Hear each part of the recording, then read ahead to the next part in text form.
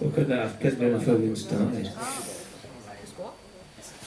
I would like to start by saying actually it's really nice to see so many people out here tonight. I think this kind of says to me that however grim things seem at the moment, post-election and all the other shit we've got to deal with, that actually we are still here, and that the way to succeed is through showing solidarity and not letting that kind of that divisiveness that's inherent in conservative politics beat us.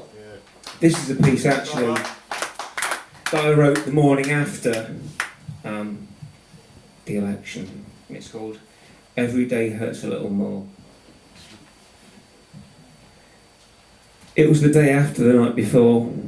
I feel hollow, empty, and sick to my stomach. Life in the echo chamber had given me, if not unreasonable expectations, then a glimmer of hope. But the hope was dashed, crushed, smashed, incinerated, not once, but twice. First the exit poll, and then on waking. 2016 all over again. A strange sense of deja vu. The devastating disappointment. It didn't seem real. And yet it felt all too real. Pinch myself, it is real. But how? How? The media have already begun picking over the how, dissecting the voting shifts, the relative merits, successes and failings of the campaigns and the habits of the electorate, and I felt hollow, a sickness in the pit of my stomach. Hunger? Hangover? No. The gutting sensation of my soul shrivelling. It was a mistake to say on the BBC, post-election news. On screen, a woman in her 70s being interviewed on a street in Peterborough. She's thrilled to bits to have the Conservatives back and a Conservative MP. She's turned out in the pouring rain to put a little cross, and she tells why she voted Conservative and how pleased she is that he got in. Well, it's the education system, really. Oh, and the homeless. So many homeless people here. I've never seen it like this. And why is that then? That little cross is a mark of death, a fucking crucifixion. When you say the homeless, what do you expect this government to do about it? Hire 20,000 more street cleaners by actually retaining 10,000 existing street cleaners and hiring 10,000 more over the next 40 years to toss them into refuse trucks?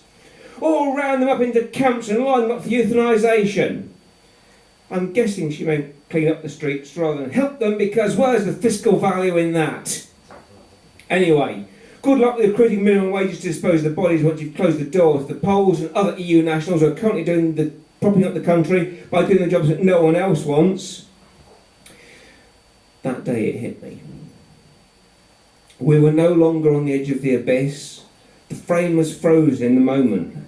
We've driven off the cliff. We're in mid-air, waiting for the fall, in suspension.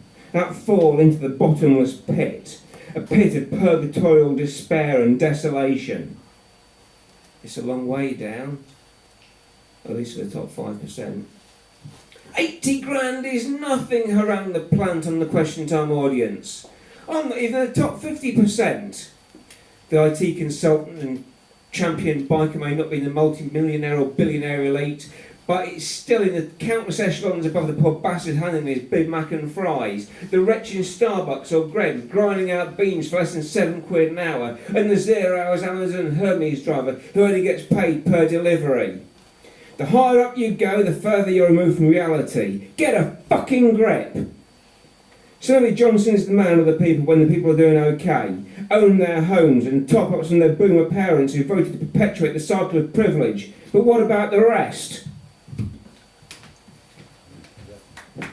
So, where do we go from here? Slipping on leads.